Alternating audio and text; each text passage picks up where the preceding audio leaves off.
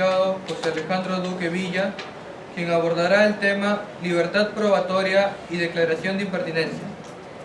El licenciado José Alejandro Duque Villa, de la Universidad de Valparaíso, es experto en asesoría jurídica sobre las especialidades procesal penal y de familia.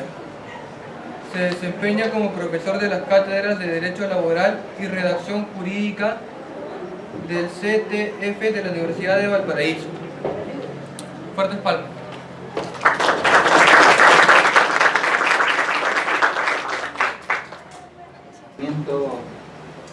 A los estudiantes que organizan esto, a mi amigo el profesor Dante Casolín por la invitación. Siempre es muy grato estar en Perú. A mis amigos acá también por acompañarnos, y a ustedes por tener por lo menos las expectativas de que podamos decirle algo interesante, porque me imagino que esas son las expectativas, que le van a decir algo interesante. Vamos a ver.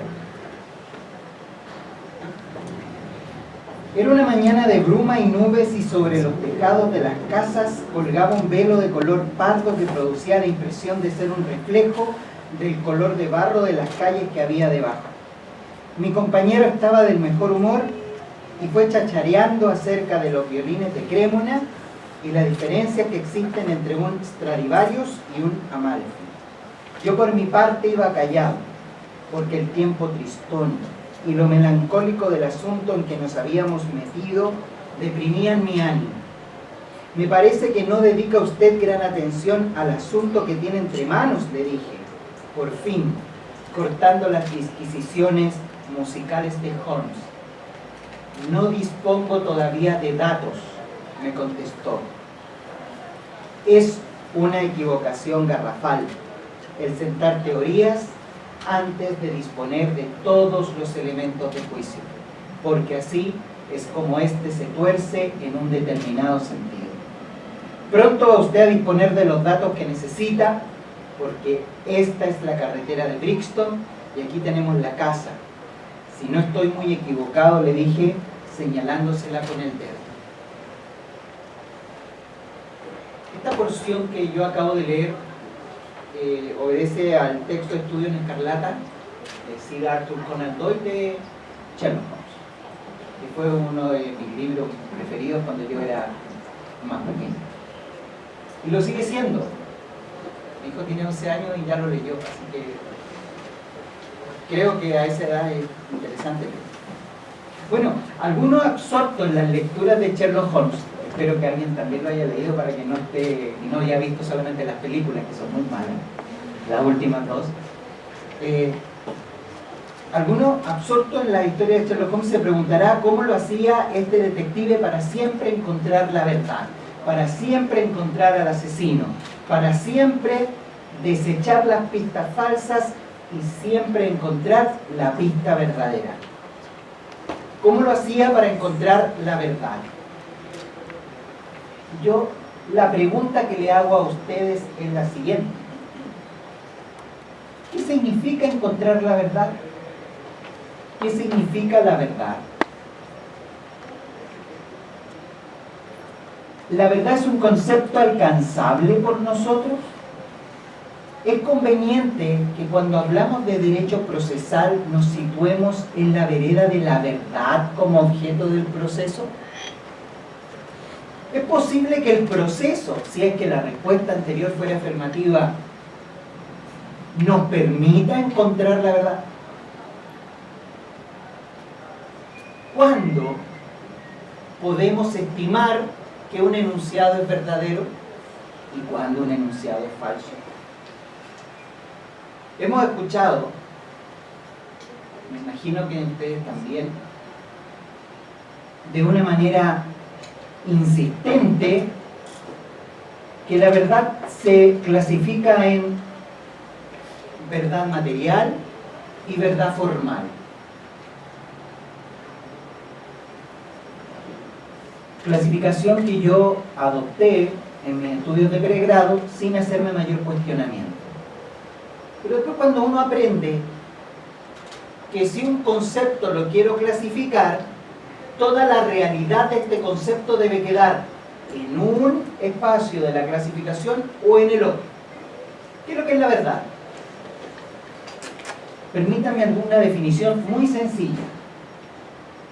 La verdad es la correcta y absoluta correspondencia entre las proposiciones que yo hago del mundo y lo que en el mundo existe.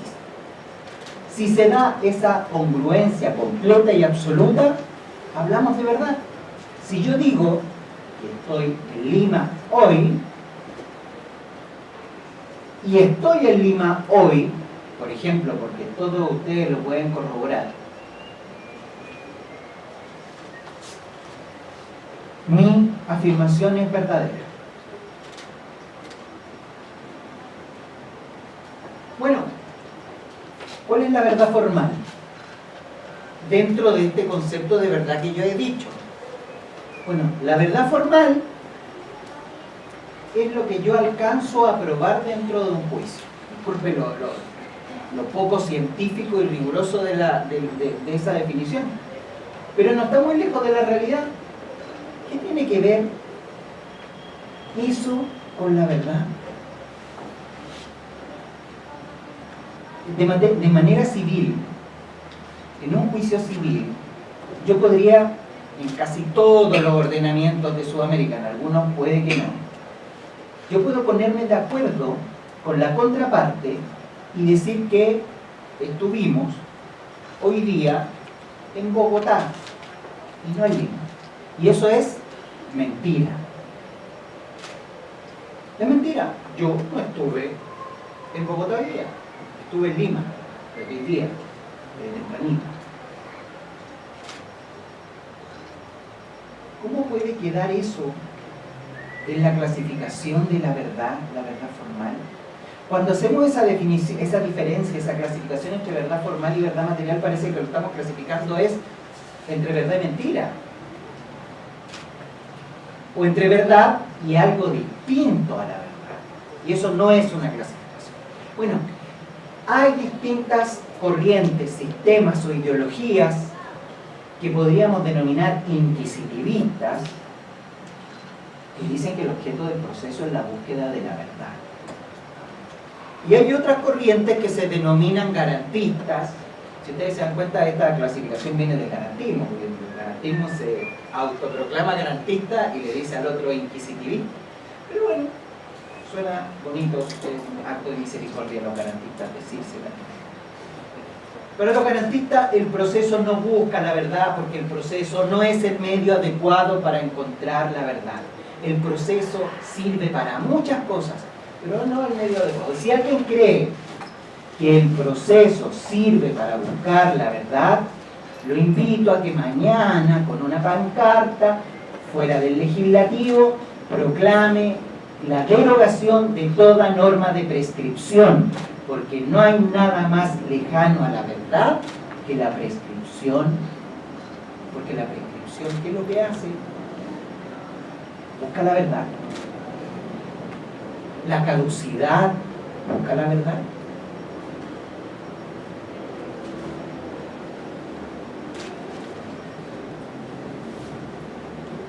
¿Para qué sirve el proceso entonces? ¿Qué hacemos en el proceso?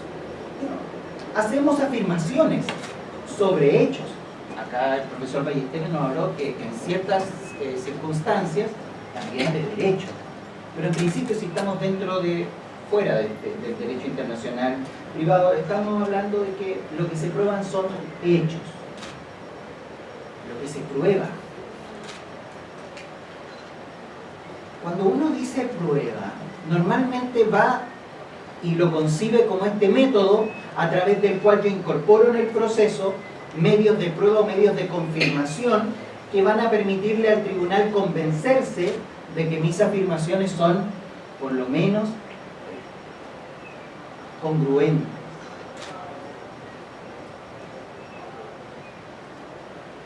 Pero hagamos un ejercicio más. No pensemos en el derecho a probar solo como ese mecanismo de incorporación de prueba. pensemos en el derecho a probar como parte del debido proceso. Debido proceso es el que me permite, en un juicio, poder llevarle al tribunal los medios para que éste se convenza de mis afirmaciones. ¿Y qué comprende el derecho a probar? ¿Solamente aportar prueba? No. El derecho a probar parte del debido proceso y del derecho a defensa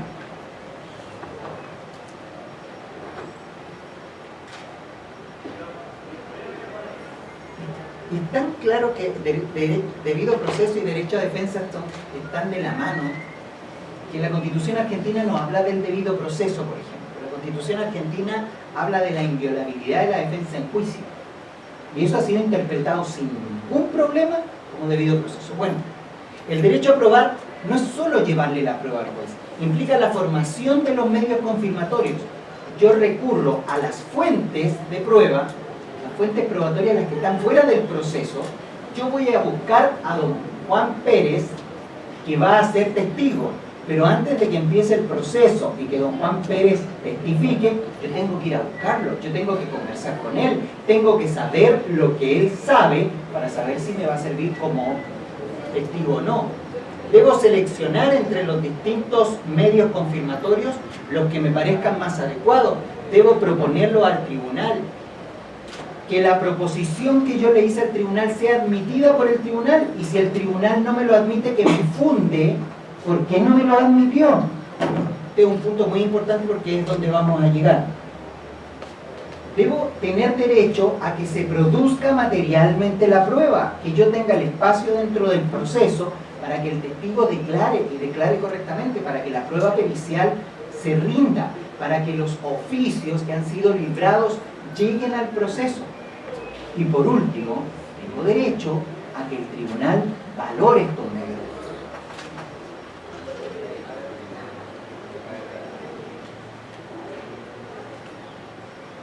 Esta prueba, ¿cuál es el fin que tiene?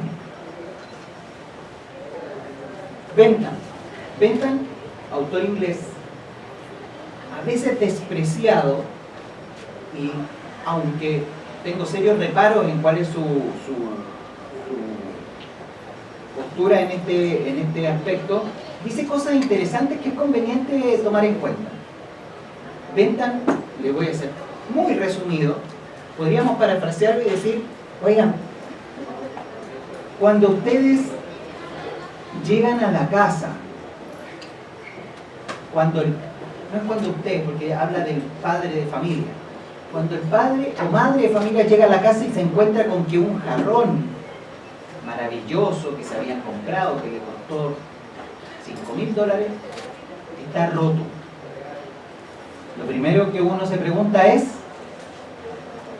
¿quién lo rompió? Y ese padre de familia va a empezar a decir: a ver, antes de averiguar quién lo rompió, la declaración de mis hijos menores está excluida por ser menores de edad. La empleada o trabajadora doméstica dentro de la casa no va a poder declarar porque ella tiene un vínculo de subordinación y dependencia con nosotros, por lo tanto no es admisible. ¿Puede hacer eso un padre de familia? No, lo que dice Bentham, el padre de familia recopila la información toda, no tiene testigos inhábiles, ni prueba que haya que ser excluida, nada le parece impertinente y todo le ayuda a llegar a una buena conclusión.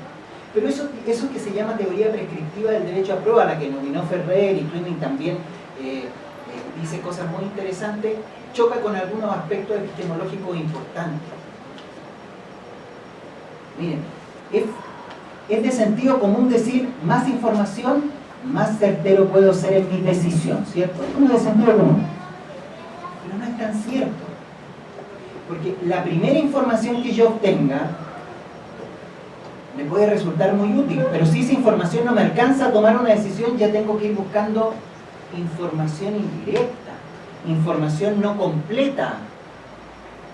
Y eso me lleva a un segundo punto, que si la información no es completa, lo que sucede es que antes tenía un riesgo de equivocarme, riesgo de error. Bueno, ahora tengo otro riesgo de error, porque la información no fue completa. ¿Y cuál riesgo es mayor y cuál riesgo es menor? Ferrer nos dice, epistemológicamente hablando, no sabe.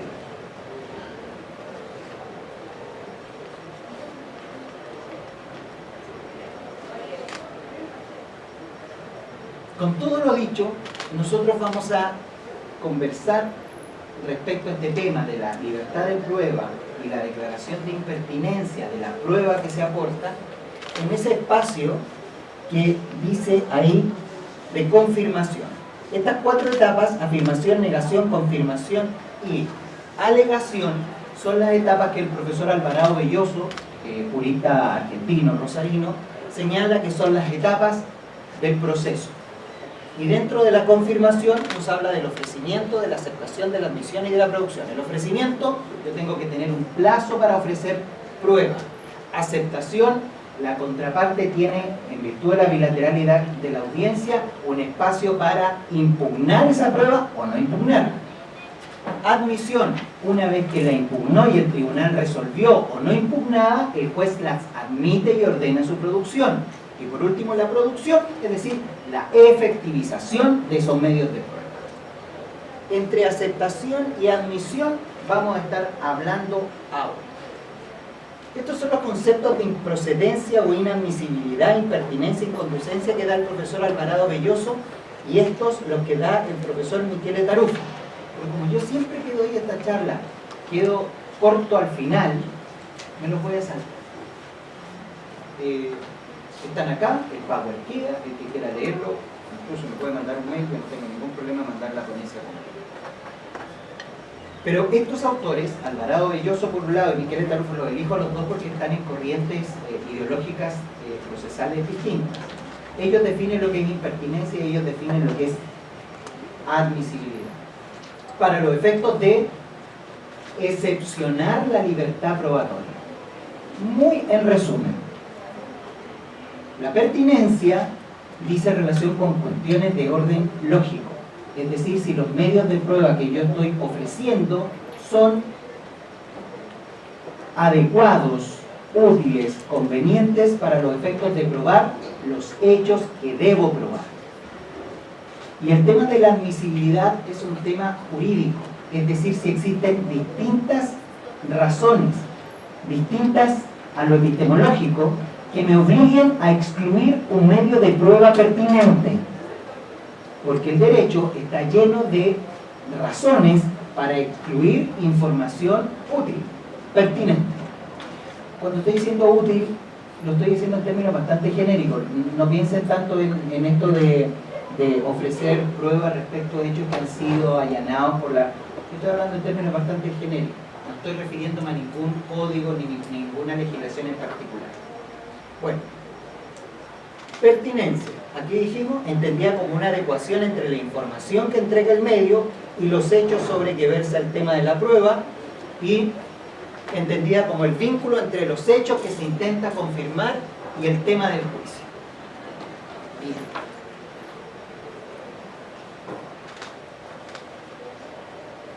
Este es el gran punto. Y voy a situar. Ya dijimos, hay conceptos de libertad de prueba, es decir, que yo puedo incorporar al proceso todos los medios probatorios que resulten pertinentes. Y hay razones para excluir aquellos que son impertinentes y aquellos por razones distintas a las puramente lógicas.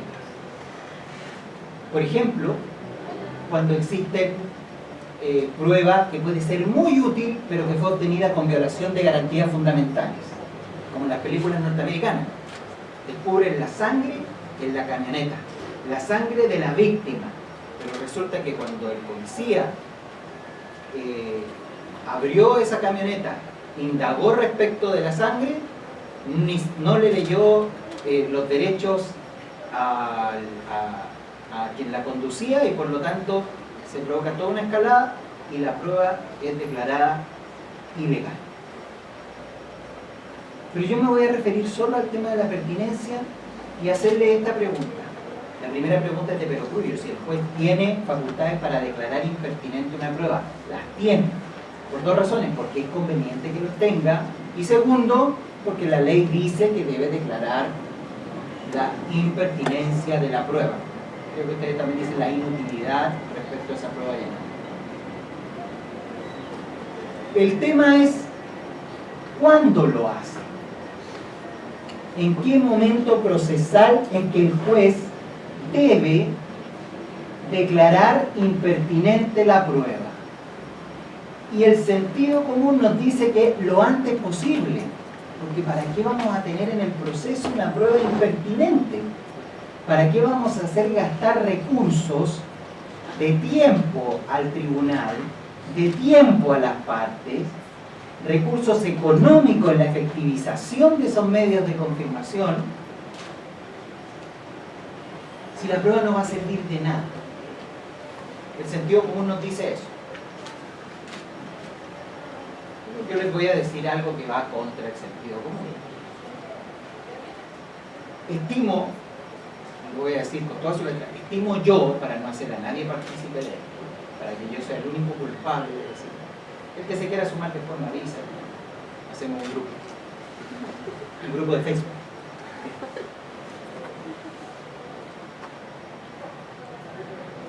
Creo que cuando valora la prueba, el juez debe declarar la impertinencia. Razones. Tengo 7, 8, 9, aquí tengo la más importante. ¿Por qué el juez debiese estar en mejor condición que la parte para determinar si un medio de prueba, un medio de confirmación, es pertinente, útil, necesario, conducente? Cuando uno litiga, debe ir a buscar la prueba. Alguna de la prueba la trae el cliente y la deja en el escritorio, trae los certificados, etc. Pero mucho de la prueba hay que ir a buscarla. Hay que ir al lugar donde ocurrió el hecho. Hay que ir a hablar con los testigos. Hay que ir a la institución a recabar la información correspondiente. Esos son fuentes probatorias, son extraprocesales. Y de esa manera yo voy, como abogado, generando un acervo que me va a permitir en el juicio ocupar esa información y llevarla al proceso de la manera que el proceso me lo indica. Imagínense lo laborioso para ese abogado, que obviamente es un abogado de esta universidad. Los de las otras universidades no hacen este trabajo, ustedes sí lo hacen. Se van a dedicar a buscar la prueba. ¿No les parece extraño que el juez en 15 segundos que demora mi proposición de prueba me puede decir, no, esa prueba es impertinente, señor abogado? Imagínense, pónganse a llorar. Probablemente esa prueba a ustedes les demoró quizá cuánto obtenerla. Ustedes saben para qué la quieren. Y el juez en 15 segundos dice, no, esa prueba no. ¿Cómo lo va a hacer mejor el juez que ustedes? Primera objeción a la declaración preliminar de la prueba, primer fundamento para que la prueba sea declarada impertinente en la valoración. Segundo argumento, en el derecho siempre debe considerarse la regla de la irreparabilidad. Para que ustedes lo entiendan, la pena de muerte es irreparable, de perogrullo. Su señoría, vengo a ofrecer la prueba X. No. Le declaro impertinente la prueba X. Lo alegué y todo, impertinente. Leo la sentencia y el juez me rechaza la acción porque no acompañé una prueba X. O sea, la misma prueba que yo le estaba ofreciendo y que el juez estimó preliminarmente impertinente, es la que la sentencia me dice, oiga, usted no probó este hecho. Dan ganas de gritarle, pero yo lo iba a probar con la prueba X y usted me la inadmitió. ¿Se puede solucionar eso? No tiene solución, es irreparable. Dejar fuera una prueba es irreparable, porque el proceso no se puede reproducir. El proceso es irrepetible. Los procesos acusatorios, los procesos que se ajustan al debido proceso, los procesos por audiencias. 3. El derecho a la tutela efectiva y en particular el derecho a defensa, representado por la posibilidad ya no de accionar, sino de confirmar lo afirmado, se cobija al amparo del debido proceso.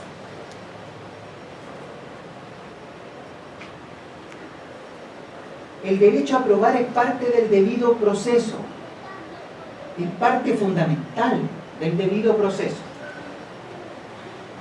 Excluir prueba impertinente en la etapa preliminar puede fundamentarse en la economía procesal. ¿Alguien me podrá decir que una regla técnica como la economía procesal puede subyugar al debido proceso? ¿Cómo lo hago? ¿Cómo lo hago para decir que es más importante la economía en el proceso que el debido proceso? Si yo declaro la impertinencia preliminarmente, lo hago porque digo por economía procesal, para que no rindamos esta prueba y perdamos, como ya les dije, el tiempo, el dinero del erario público, etc. Pero con eso vulnero el debido proceso. Le estoy quitando a alguien una parte de su derecho a probar. Una parte importante. ¿Por qué? Porque esa parte consideró que esa prueba era importante y relevante. Fin de la prueba indiciaria. Aquí normalmente yo les trato de explicar lo que es el indicio, etc., pero ustedes lo saben. Estoy seguro que ustedes lo saben. Cuando yo pruebo, cuando yo quiero probar algo, puedo probar un hecho directo, pero también puedo probar un hecho indirecto, es decir, no un hecho que me va a probar el hecho a probar del juicio, sino un hecho que va a servir de premisa para una inferencia respecto de ese hecho a probar en el juicio. ¿Qué puede hacer en esta? ¿Qué se puede hacer? ¿Qué ejercicio intelectual? Yo puedo deducir, yo puedo inducir, yo puedo abducir. Abducir, ¿no? ¿Cómo lo vamos a hacer? La abducción. Es un ejercicio intelectual poderoso.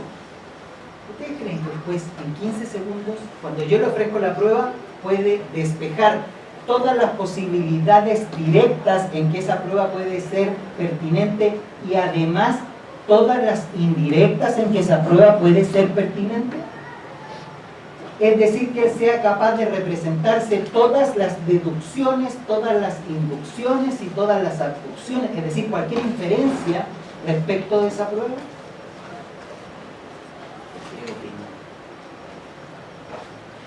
Y si lo hace, les puedo asegurar que se demoró más en hacer ese ejercicio que en que la prueba sea recibida. Bueno, aquí vienen algunas interrogantes que vienen como a decir, bueno, ya, sí, tiene razón, pero y si el juez dice, mire, para decidir sobre la pertinencia, abramos debate para que usted explique en ese momento por qué cree usted que la prueba es pertinente para que yo, juez, que estoy en la duda, pueda salir de la duda. El juez está obligado por una norma constitucional del debido proceso a permitir que las partes prueben.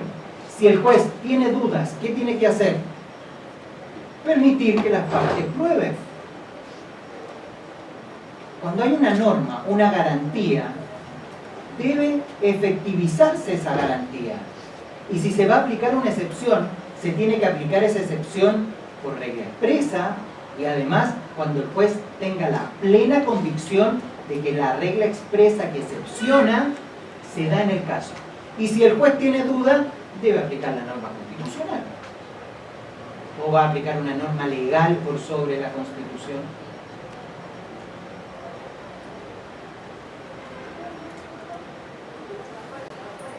Además, y esto entre nosotros, uno tiene una estrategia en el juicio, no le gusta andar contándole a la contraparte, oiga, ¿saben qué? miren, la verdad es que el objeto de esta prueba es tan... La otra parte se enteró y se preguntó a nuestra vida. Si eso es juicio. El juicio es una guerra. Ya, el que crea que el juicio es un acto de bondad en que dos partes buscan encontrar la mejor solución. Eso no es el proceso. El proceso es, comillas, por favor, no después tan delicoso, vino a decir la guerra y toda la cuestión, y el triángulo, ni el fútbol ni esto es guerra.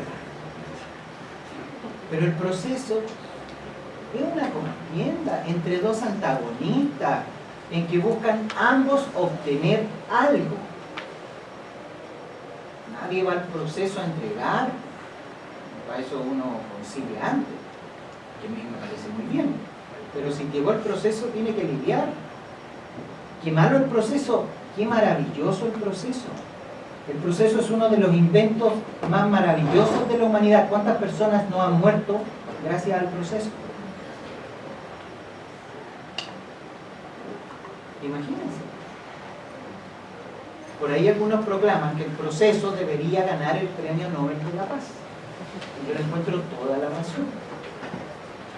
El proceso es uno de los, después de la pelota de fútbol, el mayor invento de la historia de la humanidad.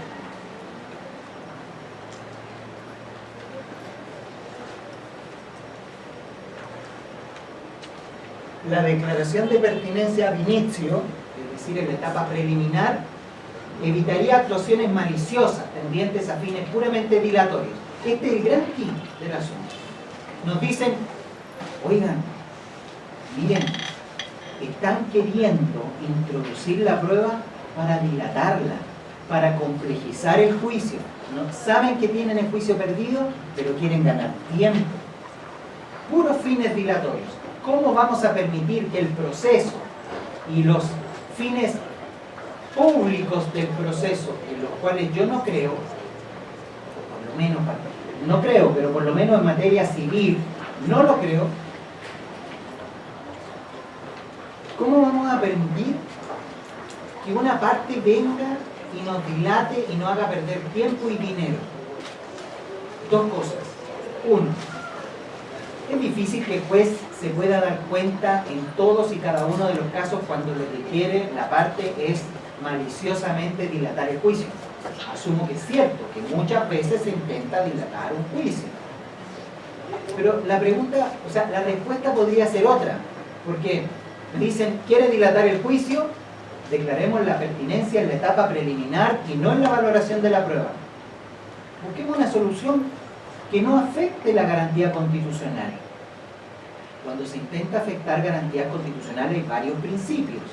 Uno de los principios es buscar que la garantía se restrinja de la menor manera posible. Y si le aplicamos alguna sanción disciplinaria, si en la etapa de valoración de la prueba el juez se dio cuenta que esa prueba solo tenía fines puramente dilatorios a ese abogado, o si le aplicamos multa o costas, parece que con eso también podríamos persuadir de que no lo hagan, pero no violentamos el derecho a la defensa. Vulneración del principio de imparcialidad del juzgador al momento de resolver preliminarmente sobre la pertinencia de la prueba. No sé cómo se dice acá, en Chile se dice paturo, la persona que hace más de lo que debiera hacer porque se la da de que sabe y no lo... Y acá yo lo que trato de hacer es una crítica profunda al maestro Michele Tarufo. Michele Tarufo es un gran jurista italiano de la Universidad de Pavia. Yo me atrevo a decir que el mejor procesalista que existe, que tiene una ideología distinta a la que, ideología procesal distinta a la que yo tengo. Pero debe ser la persona, una de las personas que más sabe y que mejor escribe respecto al derecho procesal y en particular a la prueba. La prueba de los hechos es un muy buen libro para leer. Vamos a leer la nota antes de dormirse. No.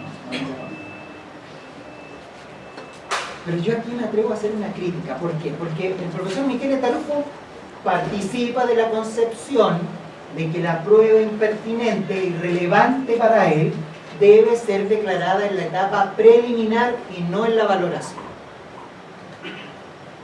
Bueno, porque entre otras cosas, el profesor Michele Tarufo participa de la idea de que uno de los fines del proceso es la búsqueda de la verdad. Eso sí, él dice que no la verdad esencial, sino como un fin institucional. Es decir, es cierto que el proceso en la mayoría de las veces no nos va a dar para encontrar la verdad, pero no podemos dejar de decirlo. Él dice, debe precisarse que la valoración sobre la relevancia, sobre la pertinencia, es preliminar, y se basa en una anticipación hipotética del juicio sobre la prueba en relación al hecho. La valoración es preliminar, ya que sirve para excluir ex ante del proceso la prueba que no va a ser relevante, y es una anticipación hipotética. ¿Por qué? Porque en definitiva lo que hacemos es conjeturar que la prueba tendría un resultado positivo y que ese resultado positivo significaría que la prueba me va a entregar conocimiento respecto del hecho que debo probar.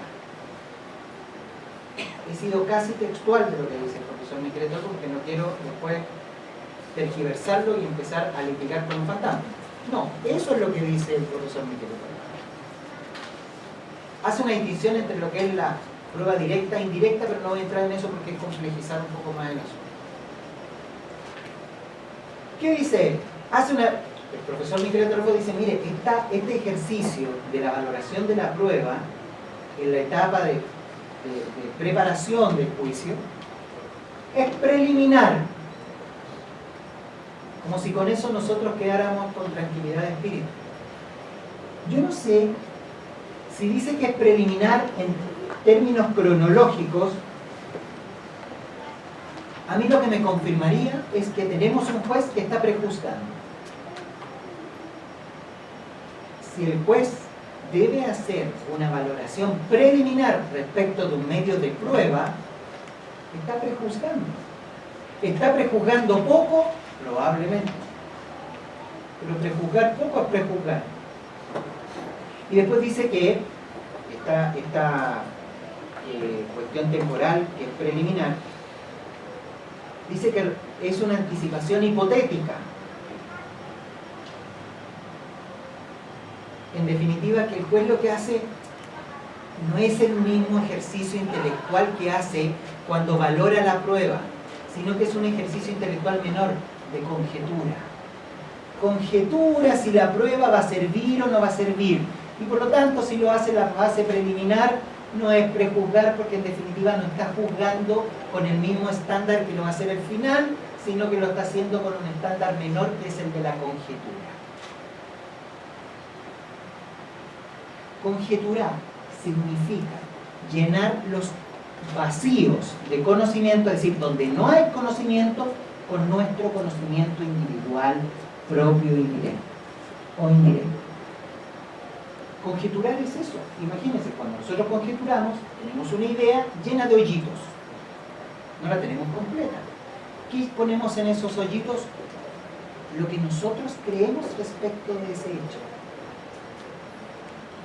¿Está permitido al juez llevar su conocimiento privado al proceso? El juez no puede hacer eso. El juez que vio el accidente no puede juzgar sobre el accidente. Podrá ser testigo, pero no puede juzgar sobre el accidente. Conjeturar es más peligroso aún que valorar. Y es prejuzgar. ¿Y qué valor o principio del debido proceso se pierde cuando el juez prejuzga? La imparcialidad. Uno de los 5 principios del proceso es la imparcialidad. Si tenemos un juez parcial, no tenemos proceso. Lisa y llanamente. No tenemos. Es otra cosa. Es un procedimiento. Es un circo. Es lo que quieran ver. Pero el proceso no es.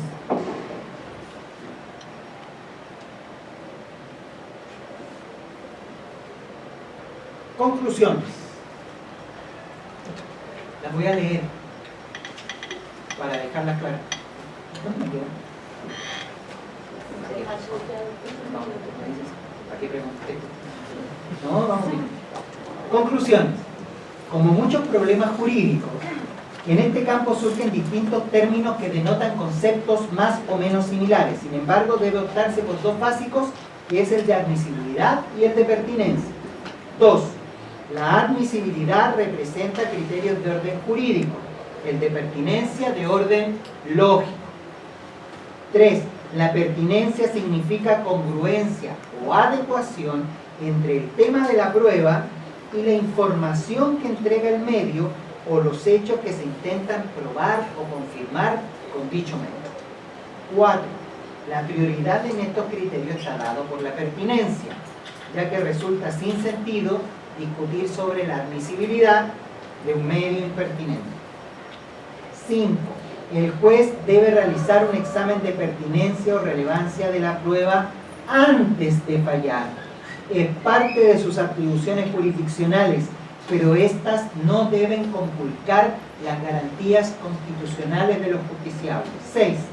El derecho y la libertad de prueba deben ser respetados irrestrictamente, por lo que la labor de decisión respecto a la impertinencia debe efectuarse una vez que el medio fue rendido.